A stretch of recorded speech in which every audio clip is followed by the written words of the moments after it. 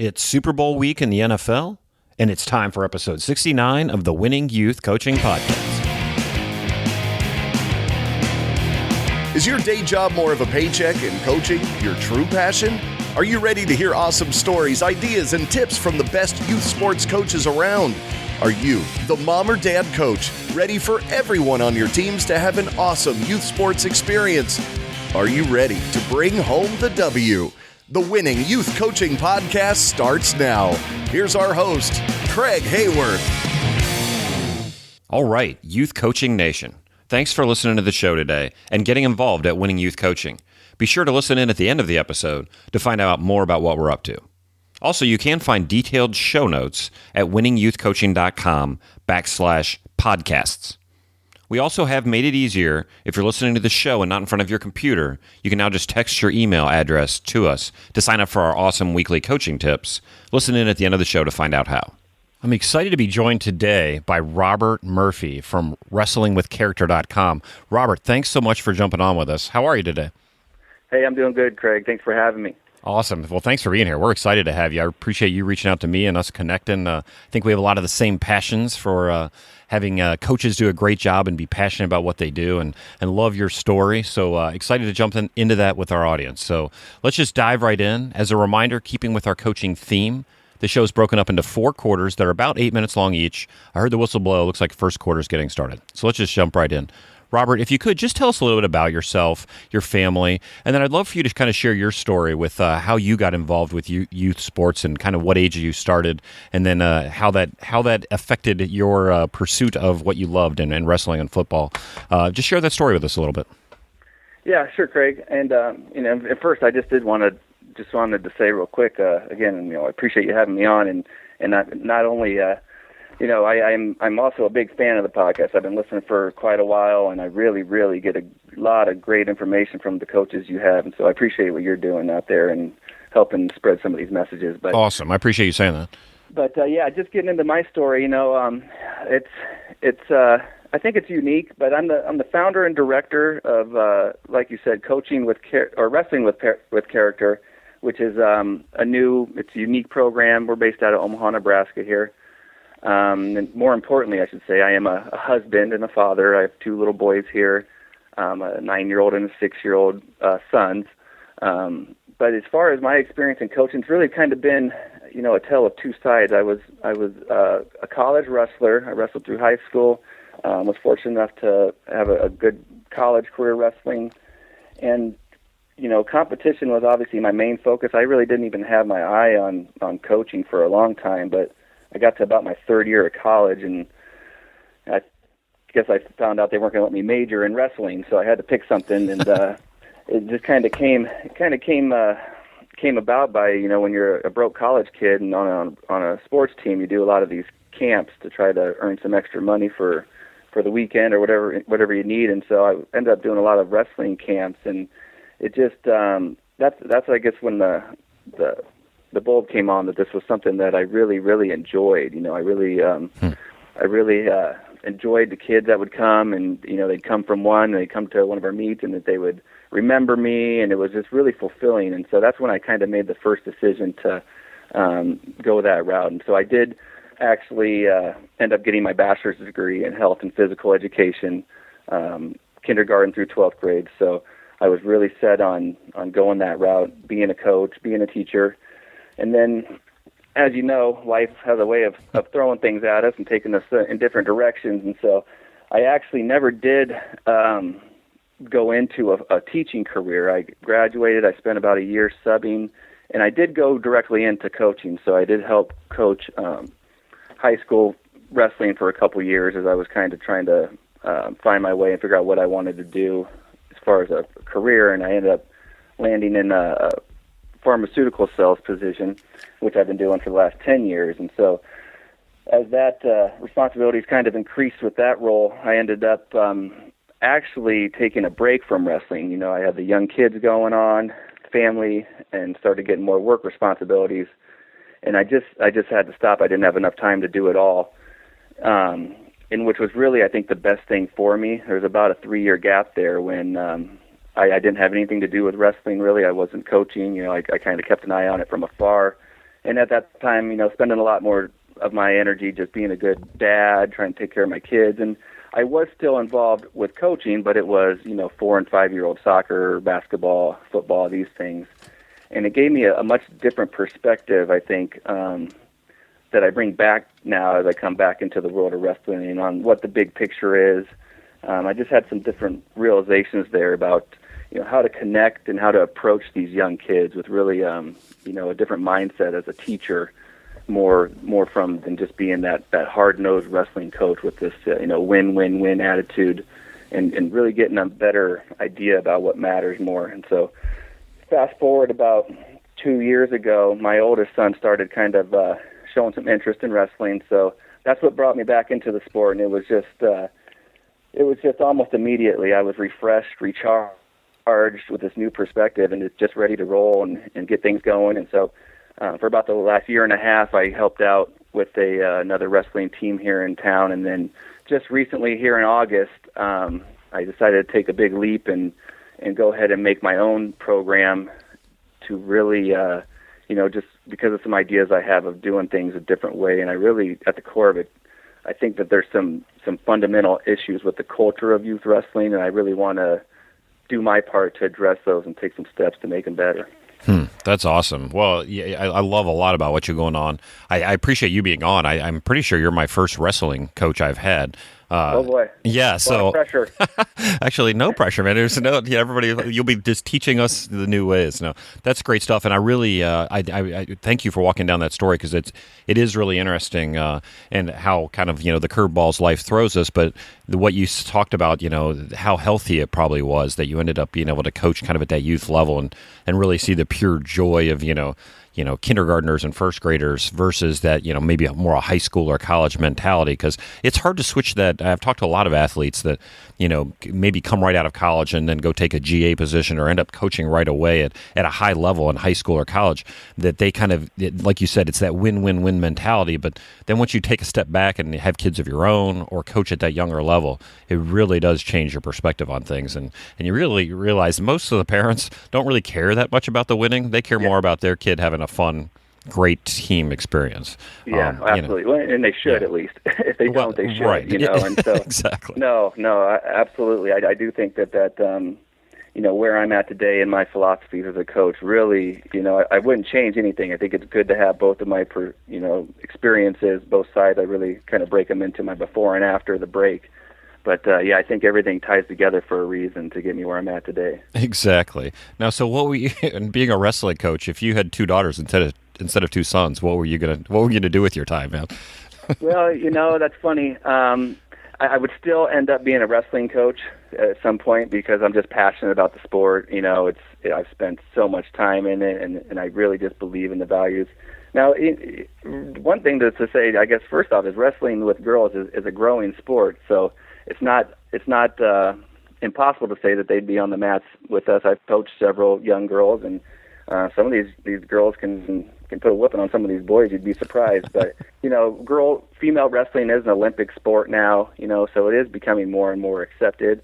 But with that said, I probably wouldn't be involved to the level that I am, especially not this early, as they were still developing and competing. To be honest, I don't know how involved. I would probably be involved from a coaching standpoint, whether it was gymnastics or, because I think teaching is teaching, and I think, I can learn the skills, good enough to teach at a basic level. Once they decided if they wanted to get more serious and to a higher level, I would obviously turn it over to a more experienced coach. But, I'd be with them. I'd be supporting them. I'd be doing whatever I had to do to be involved. That'd be the most important thing. And, to put that in some perspective is my 2 sons, my son Jack is 9 years old. He's a 3rd grader. He's wrestled for about 2.5 years, but he's only wrestled in 1 tournament.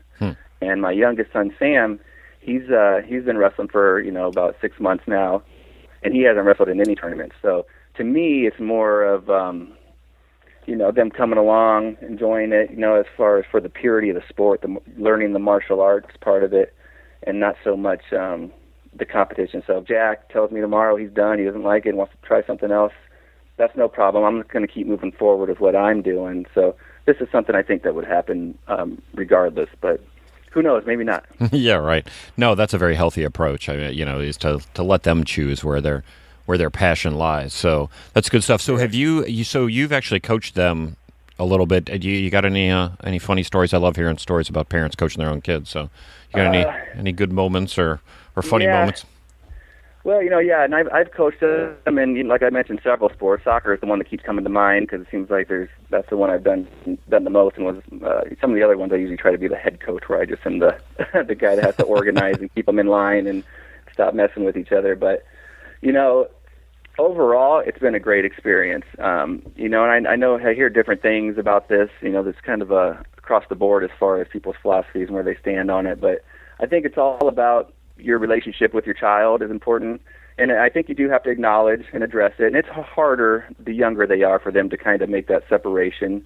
And so in some of those circumstances, you kind of got to be a little careful how you're handling them at practice and in games. But, I guess the other thing is my kids are so young, I haven't gotten to the real stressful, parts of the competition where maybe it could start to affect more. But I think also it's important to differentiate wrestling versus soccer because or other sports in general. I just think wrestling is very unique because it's so physical and it's such a personal experience out there that it is hard for a parent or a coach not to let themselves get emotionally invested in it and take their eye off maybe the ball as far as what we're actually trying to accomplish here. Because it's interesting that I'm the first wrestling coach on this podcast, I'll say, because if there's a sport, especially in youth sports, that needs more of the positive, ideas and influences that a lot of the coaches you have on this podcast, it's the sport of wrestling, because it is just madness at these little kids tournaments that I go to every weekend, where it's just it's just a pure form of competition where it's hard to say that you're going to have this separation. But I've even found with my own son in wrestling, that's way easier said than done, because you see them out there struggling and, crying and being uncomfortable, and some kids just, being physical and pushing them around, and it's really hard to take that step back. But, I think getting back to the question, I think you have to have that conversation and just kind of try to draw that line that, when, I'm going to love you no matter what, but when we're here, I'm the coach, you're the athlete. And I really think I do a good job of treating my kids the same as I treat the other kids. So I try not to overreact or treat them any differently. I think they can kind of sense that, but I don't think it comes as natural to them, where it takes them a little bit, maybe throughout the season or even throughout a practice, for them to kind of remember, oh yeah, this is coach, not dad here, and I need to, fall in line and act how I would if it was my teacher or my PE teacher or a coach or somebody else that's giving me direction. But another thing that works too is some of our kids just don't respond the same way to mom or dad, and there's just that disconnect there. And so we do have some of my assistant coaches and us that have had talked about making sure that we're covering each other's backs, and that maybe if one kid's not responding well to his dad being the coach or showing him something, and that we just kind of come over and say, hey, will you go, maybe mention this to him or something like that. And that's been pretty effective too for most of us. Yes, I think that's a very wise philosophy. And like you said, it depends on the kid. I never really needed to do that much with my son, but there were other assistant coaches on our teams who very much needed to do that. It's very much just depending on the kid and the relationship. And there's, no wrong or right. It's just the way. It's sometimes just wisdom as a coach. You can see things that where you just need to step in or let, get kind of a fresh set of eyes on it to kind of take any family tension out of it. So that's a very wise thing. You see both ends of the spectrum. You see the coach who's on his kid, riding him the whole practice, and you also see the coach who maybe does a disservice by going the other way and not giving his kid the attention because he doesn't want to show favoritism or have those conflicts. So it's hard to balance it. It is. It really is. Well, good stuff. Let's, as we kind of finish up the first quarter here, it sounds like you've had a pretty good balance and kind of, the way you stepped into coaching, but I love just talking to coaches about kind of their evolution, because usually when we're, young and right out of college, we think we know it all, and you already mentioned that maybe winning probably would have been too big of a priority, but anything else as you kind of look back over the years of coaching, any, and cringe moments or anything when you look back on if you could do it over again now, anything you'd do differently? Well, oh gosh, yeah, there's definitely things I would do differently. But But that's always relative too. I'm a big believer in things happen for a reason and learning from our mistakes. And so, sometimes you can say that, but if I did do that differently, maybe I wouldn't have learned a lesson that's helping me out today. So I mean, not necessarily anything cringeworthy, but I'm still pretty young in my coaching career, I'll say. So there might be some things that come along, but and like I kind of alluded to earlier, I really kind of look at my coaching career in these two separate halves up to this point, where I've really changed my philosophy, and now my actions and the program I put into place are really showing what I believe now and how I want to do things, and really just getting back to the purity of the sport, and trying to focus around that, and just believing in the growth experience for everyone. But just the big thing is just having my motivation and my priority shift from having that ego-driven winning mentality, which is just abundant in youth sports and wrestling in particular, where I see so many of these dads and coaches are just really pushing these kids too hard, too fast, and it ties back to their ego, and taking that away and putting my focus on just developing these kids to be the best of each kid can be. That's been a huge shift in my overall thinking, because wrestling's unique. Or not any sports. Any of us that are athletes, I think everybody retires at some time with regrets, regardless of your level of success. So I mean, even if you're an NCAA champion, you have something in the back of your head that says, I should have been two-time champion, or I should have been an undefeated champion, or even if you have a gold medal, I should have got 2 gold medals. So there's always this higher level that someone didn't achieve. And I think once you get that perspective, it helps you come to peace with your own achievements and what you got done, and really look back and have a different mindset about just appreciating what you were able to do and not focus on what you didn't get accomplished. It's very hard to let that obsession go to be great. It's a little dopamine fix we get when we get that success, and someone, we win and we're getting pat on the back, and truly, honestly letting go of that and making the shift to have your decisions based off of, some firm guiding principles in line with, your mission, how you want to live your life. It's hard to do. It's easier said than done. I think that's where there's a big disconnect in youth sports, with people aren't really honest with themselves. A lot of people talk the talk, but then they don't really put forth the actions. And I guess just to put that in, with an example, it'd be, I used to be too hard on the athletes, yelling on them, and I've really taken a step back from that. Those are some things that would make me cringe, just how hard I was on some of my athletes, and not taking into consideration, maybe they had a bad day. Who knows what's going on? Who knows this kid's upbringing? There's so many things that go into it. And so I guess there's things that I guess I don't want to say I would do them differently, because, if I think of as an athlete, maybe in high school I made this mistake that lost me a state championship, but then I go into college and I have a good career and I don't make that mistake anymore. There's always these lessons to be learned. And so same thing as a coach, it's like I can make this mistake here, and if I look back and say I changed that, well, then I wouldn't have all the benefits of what I've learned from that mistake moving forward. So I think it's all got to be kind of put in that perspective to keep us sane anyway. Well, and that's so much. I mean, I don't know if I go through a podcast interview without that growth mindset of Carol Dweck, that book coming up. I mean, that's exactly what you're talking about, is just, not dwelling on mistakes, but realizing that anytime we've made a mistake, we're going to be that much better at not making that mistake in the future. And that's part of the whole process. So I can tell that you're going to do really well in coaching, because you have a rare balance of, lots of the problems come in youth sports from egos from parents who want to, kind of vicariously live through their kids. I don't see that as much with successful people such as yourself, who had really successful high school and college athletes.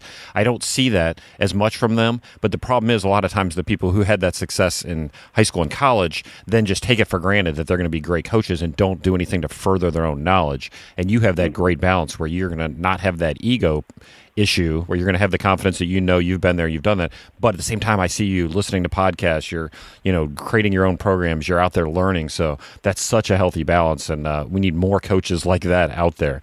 So I love what you're doing, and just keep up the great work.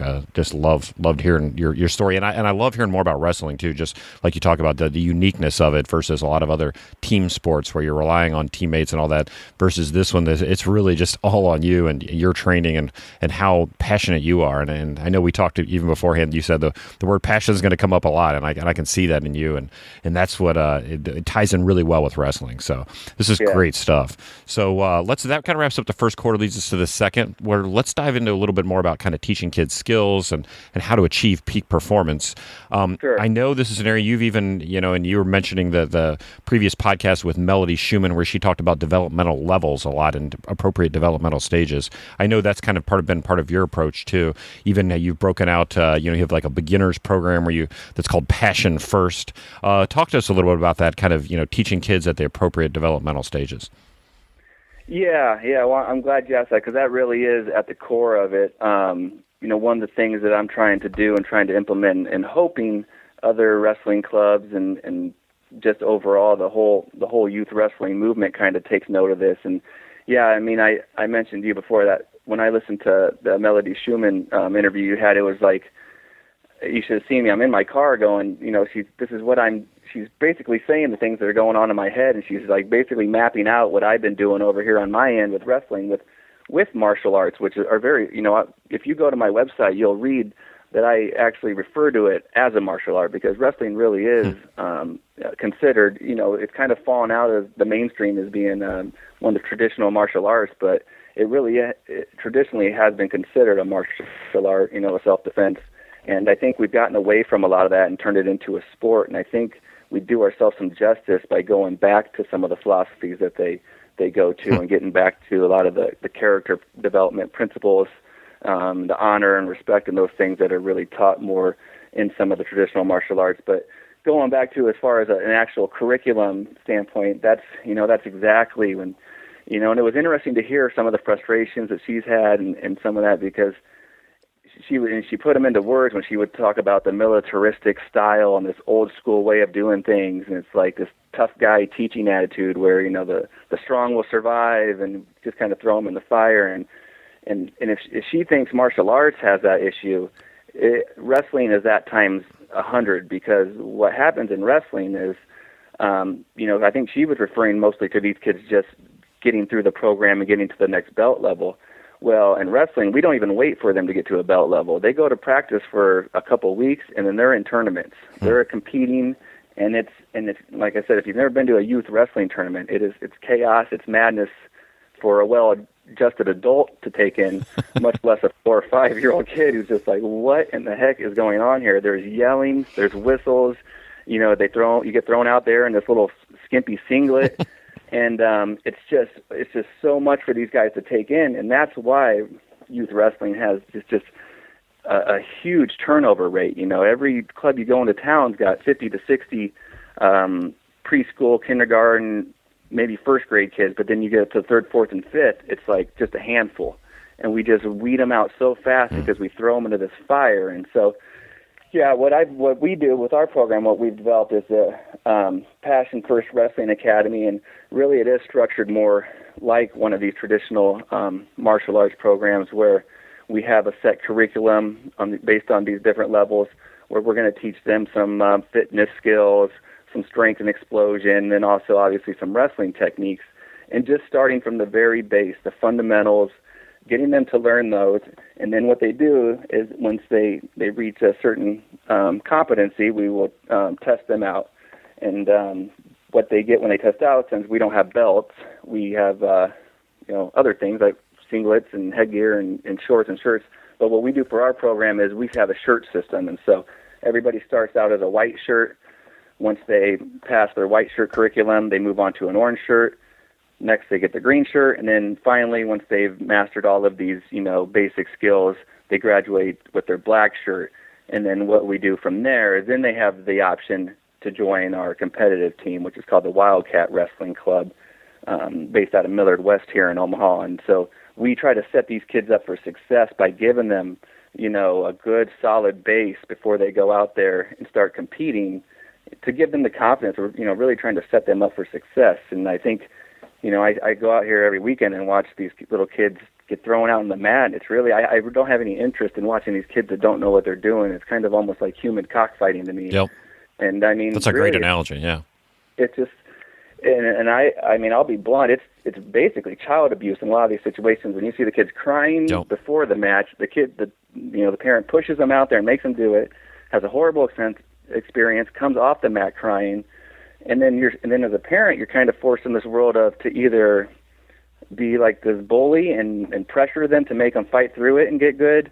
But most parents, eventually don't want to put up or be that person or put up with, having to do that. And so they just let the kid quit wrestling. And in my opinion, that's a shame, because there's just so many of these little kids that maybe probably would have enjoyed the sport, or at least had a better experience if it was just set up for them differently, where they could take a more gradual approach. And really, we have our guiding principles that we really stick to with our program and kind of direct how we do everything. And the third one is each individual's experience matters. And that's something that I believe is not practiced in the majority of youth wrestling clubs, where it's just kind of this herd mentality where we get 50 kids in a room, maybe 2 or 3 of them are naturally aggressive and really take to the sport. There's probably a bunch that are kind of in the middle, and then there's some that probably don't need to be in wrestling. But I'm trying to get more of those ones in the middle to stick around. And I think by taking this slower approach, we can do that and not weed so many of them out so quickly, and then just be left with those handful of kids that really naturally embrace the sport. Man, that's all kinds of nuggets in there. I love what you're talking about, the kids in the middle. I feel like most youth sports, that's the problem, is those kids in the middle. I've seen it in basketball like crazy. The best 2 or 3 kids on the team get all the attention, and the kids in the middle, number 4 through 8, just get completely ignored. And that's a great focus. And I love that you're focusing on those kids and trying to keep them loving the sport, keep them interested, keep them passionate about it. And the other thing I'll say is I love hearing this system, what you and Melody have shared about these systems of very organized, graduated levels that they have to move through to move on. It's just in my mind as I picture this, it's just such a confidence builder to let these kids struggle through it and work through it and then master a skill and then move on and then, get pushed even further. Versus, like you said, then, having 50 of them just, out there, okay, go wrestle each other. And, where's the self-confidence built in that? Where's the satisfaction from having worked through an activity? Such good stuff. Here's going to be my plug for wrestling. And I think I shared this on a recent podcast, but I'm going to share it again because it really made me think of it with you talking, is that I had a guy pull me aside when I had my son involved in all team sports. I think it was basketball, lacrosse, football. And he said, hey, Craig, you should think about maybe one of those 3 sports dropping and do some type of individual sport, whether that be swimming or a track and field or wrestling or something. He said, but there's something to be said for when it's all on you and it's you against the clock or it's you against the other guy. There's no coach opinion involved. I'm going to start these 5 kids because I like them better or because I know their parents. He said, and I didn't follow that advice and I regret it. Just hearing you talk reminds me of that, is that there's such value in these kids being able to go out and just, wherever they want to achieve, it's up to them. It's not, there's no politics involved. There's, the mat doesn't lie, the clock doesn't lie. There's sports that it certainly makes sense. So, good stuff on how you're setting that up. And just to add on to that real quick, I've been doing this program because for about 2 years, I started it up on my own. But the previous club I was at actually implemented a program similar to this, which I kind of helped them develop and, since have branched out. But it is so powerful, and that's what really gave me the confidence to really step out and do my own thing, because I would see the feedback from parents, from the kids, and it was just like, instead of going out and all of a sudden you're a winner or you're a loser right off the bat, these guys are all going to be winners for, 6 to 8 months as they make these achievements. And gosh, that's so powerful. Even if they don't end up wrestling another day after this program, just to see them reach these goals. And it's really cool to see how it develops throughout even the team, where a lot of these kids kind of come in the white shirts and they don't really kind of get it and know what's going on or really care, they're just kind of out there. And then it's so powerful after we do each testing, and all of a sudden one of their buddies comes in with a new shirt, and they're like, oh, okay, and just to see them figure it out, and then they start taking this personal responsibility, like, okay, what do I need to do to get that, and see them work for these goals. It's just really cool how it keeps evolving and kind of working that way with keeping them motivated. And so, yeah, very, very cool. Is there any? So, do you guys do any kind of ceremony, like when somebody graduates to a level? Is there kind of a ceremony to kind of recognize them publicly? Yeah, we do. We do. Well, what we do is we have once a month is we have our testing dates, and so basically it's within the testing. As we do that, at the end of it, we'll do a little talk on each of the guys and some of the things they've improved on and some of that stuff. And all the parents and grandparents, everybody's invited to come there, and we clap for them. And you can just see them; they're just beaming. We take their pictures right away and put them up on the website and on Facebook and give them all sorts of congrats there. And you can just see. And then all of a sudden, the parents get on there and they start commenting about how proud their son was and this, and it really just keeps building about. That we're doing something cool and we're doing something the right way, and it's really having a great effect on these kids. It's going to last past wrestling, past sports. They've got a goal. Okay, here's my goal. What do I have to do to achieve it? Okay, and then they kind of put these steps in place and they do it. And that's stuff that's going to last, their whole lives, and that's what's really cool to me. Man, absolutely. So you've listened to the podcast before, like my favorite quotes, the Frederick Douglass one, it's easier to build strong children than to repair broken men. Can you think of a specific kid where, maybe he's graduated one of these levels, or maybe a kid that was just struggling? Can you think of a kid, and you don't have to mention him by name, but just somebody who was struggling with that and how you were able to kind of turn things around for him? Oh, yeah. I mean, this program really just, it's great for that. It sets these guys up, and the thing is, too, that there's no rush, when you're ready to take responsibility and get to the next level, we're going to keep coaching you and keep helping you get there. And so, gosh, I see a lot of that. There's not a whole lot of kids that jump out at me.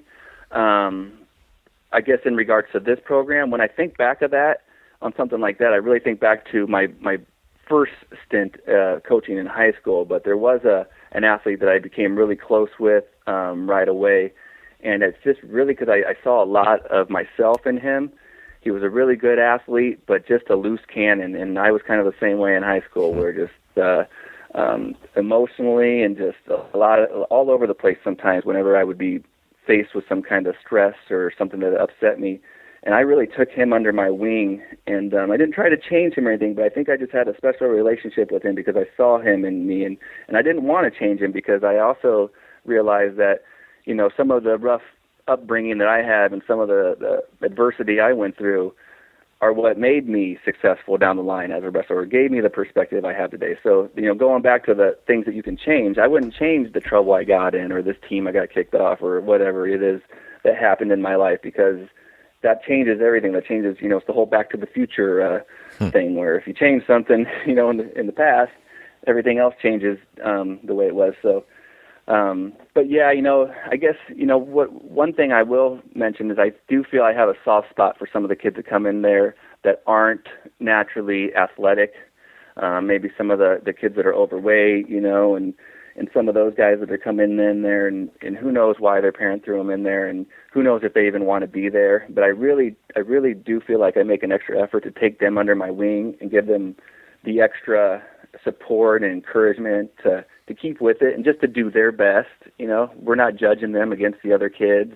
I'm just judging, if your name's Joe, I'm just judging Joe against Joe. And so as long as Joe shows up every week ready to work and ready to get a little bit better every week, that's all I'm worried about. And I think with some of these kids who, just haven't had success in athletics or for whatever reason, it's real easy for them to find an excuse not to succeed. And so I think I really try to, I think I really have a soft spot for those kids and really try to give them more attention. And so not a whole lot of particular ones, but I think overall that's something I'm trying to do consistently all the time. It sounds like you're doing it with all the kids you're involved with. So I can see that is definitely a passion of yours. That's good stuff. All right. Great first half, Coach. Are you ready to finish strong and bring home the W in the second half? I'm ready. Bring it on. Let's do it. Let's talk a little bit about developing kind of teamwork and culture. And this is very interesting in light of wrestling being a little bit of an individual sport. What do you do with a team to kind of develop kind of that teamwork environment? I mean, I know obviously with the lower levels with the shirts and all that, that's building camaraderie, but what else can you do in an individual sport like wrestling to really grow teamwork and community within that team? Well, yeah, you're right. It is unique because it is a very individual sport. But anybody that's wrestled, on any high level or extensively, you will hear them say that the team is very, very, very important because really you can't. The preparation that it takes to be successful in wrestling, you can't just do that by yourself in a room and on a mat. You got to have support. You got to have good teammates. And it really, I think, lends itself to creating bonds, and all sports do in general, I guess, team sports, individual sports, but there's just so much heart and soul and hard work that has to go into this sport to be successful. I mean, you create a bond, with your teammates, you create a bond with your competitors, even the people you battle against. You just have this common respect for each other because the sacrifices and the hard work that we put in there. And the other thing with wrestling, we do a lot of, there's long days. We do a lot of traveling. We're sitting in gyms together for long days. And so you start to see the kids and you start encouraging them to support each other and watch each other's matches. And it really does keep building. So I think there is a very strong team aspect to it as well. And I know just going back to, all of these things is really just setting that groundwork of making a culture that revolves around, positive character. And really, whenever we talk about our rules, I always just say, we have a couple little rules that specific ones, but really our rule is just to follow the golden rule, and that kind of encompasses mostly everything. Now, we do have some specific curriculum tied into character development. I call the 6 pillars of character. And we refer back to those quite a bit, and it's respect, attitude, passion, integrity, discipline, and honesty. And really, those are so over-encompassing that if everybody's really kind of trying to use those for their building blocks and really recognizing those as the values that we turn to in tough times and when we make decisions, I think just you keep building that culture, and that it goes across coaches and parents across the board. I think just setting that standard and being consistent with it, that's what's going to build the framework for a good family environment and building strong teams. Have you ever had a team where things seemed like they were kind of going the wrong way? Maybe there was 2 competitors that were just going at it, fighting for a certain weight class or something. Ever had a situation like that you kind of had to figure out how to address? I really haven't.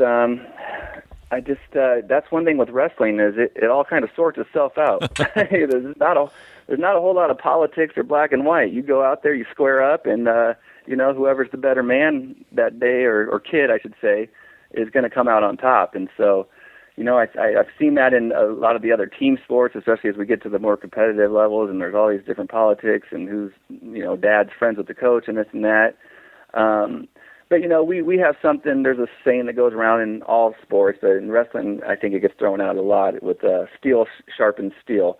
And so, we really try to paint this picture at practice that we're all here together, working for each other. And so we need each person to give their best effort back and forth, and that's what's going to make each other better. And so even the kid that, maybe he's not the hammer, he's the nail this practice, but he still needs to give his best effort. He's making that other kid better by giving his best effort and vice versa. And so, I haven't ran into a whole lot of that yet. And the other thing is at these youth tournaments, there's not like just one spot for each weight class or something like that in high school. So I can have 3 or 4 kids in the same bracket. And again, everything sorts itself out. So we don't really have to position ourselves like that right now. But when that time comes, that's the beauty of wrestling. It's just so clear cut. You go out there and one person wins, one person loses, and so you don't have as much of that probably maybe as some of the other sports. Yeah, that's really good stuff. All right, well, I hear the whistle. It's time for the 4th quarter. Time for our 2-minute drill, so let's finish up strong here. They say all coaches borrow or steal their best ideas. What's one of the best things you've learned or stolen from another coach? Oh, gosh, yeah, that's obviously true. I mean, and that's just part of learning. I don't know. I mean, you could call it stealing, but, it's just if you're not stealing, if you're not learning. But I do think I also balance that out with a lot of fresh ideas. My brain just doesn't turn off. It's If I'm not doing my job or spending time with family, I'm thinking about wrestling and coaching and how to do things better. And so I do, a lot of times I think I steal something, but I also try to put it in the framework of my philosophies and try to figure out, even if it is a good idea, how I can personalize it or make it something unique a little bit. But, when I think about that question, I guess the big thing is more just an over-encompassing general philosophy and going back to that culture. And I'll mention a legendary wrestling coach in Nebraska. He now coaches down at in Maryville University, but his name is Coach Mike Denny. He was a long-time head wrestling coach at the University of Nebraska, Omaha, very successful. And you can't go to you can't go to any high school, youth, whatever it may be, wrestling tournaments in this state without having several of the coaches that have come underneath him. And so I was very fortunate to have two of his wrestlers, former wrestlers, as my coaches, both in high school and in college. And so he never actually coached me directly, but I think that's where a lot of my philosophies trace back to this, to a lot of the things that he set up. He was somebody who really preached the importance of character and the character first, and that's how you build, and that's where things begin. He is really big into creating a family environment where everybody cares for each other, and I got to see that, and how powerful that was secondhand from, my college coach who really implemented a lot of those same values. And going back to that golden rule, I talk about the golden rule a lot because I think it's so important and so overlooked, but he was the definition of respect and the golden rule, because this is a coach that actually recruited me out of high school to come wrestle for him in college, and I didn't. I went to the rival school across the state and competed with him for 5 years, and there wasn't one time we walked by each other in the hallway where he wouldn't come over, shake my hand, ask me how I'm doing, and treated me the same. And I've seen him do that to many athletes, across the board, regardless of what team they are on. And I just always, it took a while for it to kind of click and for me to realize how cool that was. But, the more as I look back and think about him and the way he's carried himself, that's something that I'll say I steal, and I'd be proud to steal, because he's built an excellent tradition of just creating not just good wrestlers, but good quality people going out there and spreading the message. So that's where I would point back to Coach Mike Denny, the legendary wrestling coach, for a lot of my positive philosophies and what I'm trying to do with my program here. Man, that's awesome. And it's so cool to hear about guys like that who just have these chain and, of people down the road that they've affected. And like you said, that this guy, Mike, has had this, effect where he's either coached or, had coaches underneath him that have learned from him and just spread that all across. It's so cool to see that ripple effect when it's in a positive way, and how guys like that have impact. So shout out to Coach Denny. That's really cool. Absolutely. And what you shared, it was really interesting. I thought in this past weekend's AFC Championship game afterwards, watching Peyton Manning and Bill Belichick, when they came up and talked to each other. First of all, that Belichick, after a really tough loss, would even take the time. Yeah. Say what you want about Belichick. A lot of people don't like him, but he was very respectful. He didn't just run off the field, and go cry in the locker room. He took the time to to seek out Peyton and talk to him, and then to hear what Peyton said to him. They actually had him mic'd up or whatever, where you could hear him to tell him, hey, this is my last rodeo. This might be my last rodeo. It's been a pleasure.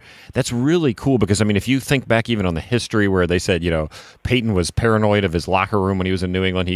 Those two had a heated rivalry, and really Sure. the Patriots stood in the way of a lot of, a lot more Super Bowls probably for Peyton. And just the respect level. I think what you're talking about in wrestling and with Coach Denny, just that respect for your competitor. That's the way sports need to be, and that's how you have to be as a coach, because if you're not that way, there's no way your players are going to be. But they watch you, and when you can, a kid on the other team makes a nice play, and you say, "Hey, good job, buddy," or something when he's going by, or you talk to him after the game and treat him with respect as if they're your own player. That's that's such a valuable lesson that we all as coaches need to emulate. So I really appreciate you sharing that one from Coach Denny. Absolutely. All right. That's great stuff. So as we wrap up here, last couple things. A lot of the coaches listening to this are mom, dad coaches that are kind of like you and me, working full time, but then doing this, trying to learn coaching on the side. I know you said you listen to some different podcasts on coaching. I know you've read a lot on coaching. If you just had a couple things to a couple things to share to say, hey, here's some other good resources that I've found, other podcasts, other books, anything, or other websites, anything that jumps out at you that you could point other coaches to that you found as a good resource? Yeah, oh gosh, there's so many of them out there nowadays. I don't know how coaches did it without the internet. Maybe that's why we're just making these advances and trying to fix some of the mistakes from past generations. They just didn't have as much access. But yeah, I could probably spend the next 20 minutes telling you all the different directions I go. But if I really had to pinpoint some of the really, really great ones, I'm a real big follower and believer in the Positive Coaching Alliance. Okay. I really love the work that they do, the resources they put out, the trainings. I just think they really have it going in the right direction and are doing things the right way. So if anybody's not in touch with them, whether it be a coach, a parent, anybody involved, that's a great one to bookmark and put on your radar.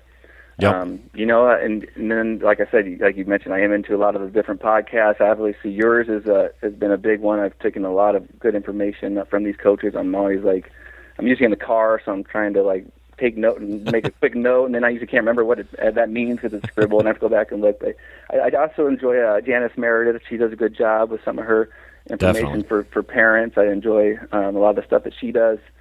From a wrestling standpoint, I would just point to USA Wrestling. They do a great job with their website, and so anybody who is a wrestling coach and needs a little guidance, they have a great coaching curriculum broken down step by step for techniques, and so that's a great one I would point to. And then, going off of the coaching topic, I really, really am a big believer in the 7 Habits of Highly Effective People, and that book by Stephen Covey. I think that really shapes a lot of the groundwork of just helps kind of sort through life and try to make sense of things and how to put things in some kind of order. And so I recommend that to anybody who will listen. Is that the seven steps of highly effective people. I just think that is great stuff there, and very just deep, well thought out structure to life and how to live a good life and try to make sense of everything. And then lastly, one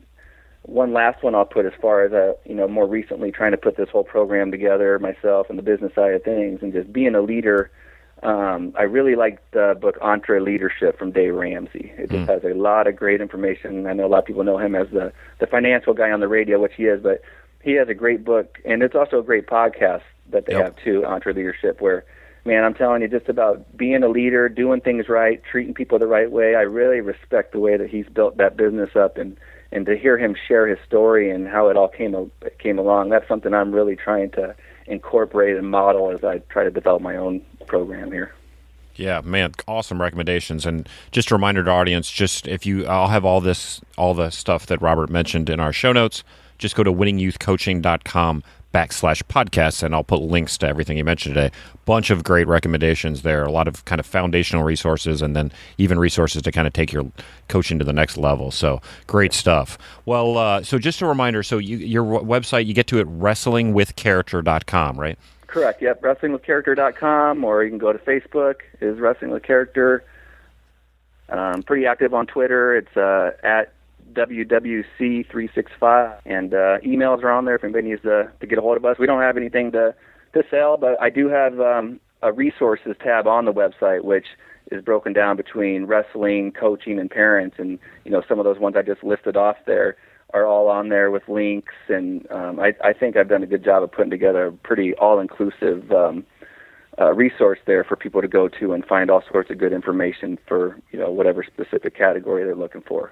Yeah, that's great stuff. I appreciate you including me on that resources tab of the Winning Youth Coaching podcast on there. So, well, you bet. That was a no-brainer. Well, I appreciate that. Well, so guys, definitely go check out wrestlingwithcharacter.com or look them up on Facebook or Twitter.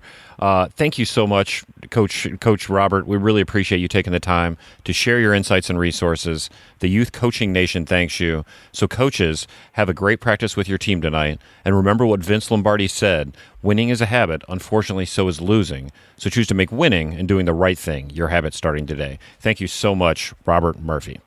Thank you. Pleasure is mine. All right, thank you so much for listening. If you enjoyed the podcast, please check out more episodes and everything we have to offer on our website, winningyouthcoaching.com. And you can find the show notes from today's episode on winningyouthcoaching.com/podcasts. Also, as a reminder, go to the website to sign up for our weekly email updates, where you're going to find quick tips on how to make winning your habit. A new feature we've added recently to make it easier to sign up for our weekly coaching tips, you can just text 67076 and enter WYC and a space and your email address, and we'll get you all signed up. So again, you just text WYC, a space, and your email address to 67076. We're in the middle of an 8-week series titled Be a Great Game Day Coach, so sign up for the emails to check it out. As always, if you like the show, and if you have 60 seconds, please jump over to iTunes and give it a 5-star rating and write a quick review to keep the momentum rolling. If you do, I'll try to give you a shout-out. Like today, I wanted to give a shout-out to Mr. Pensbury, and actually we just want to read his review. I really appreciate it. It says, "This podcast is a game changer in the world of youth sports coaching. Each guest brings a great amount of knowledge and insight to the table. The easy breakdown of each section of the show gives the listener pieces to look forward to. By far the best coaching podcast around." Well, thank you very much, Mr. Pensbury. Really appreciate that great review. Thanks again to all of you for listening. Have a great day and go bring home the W.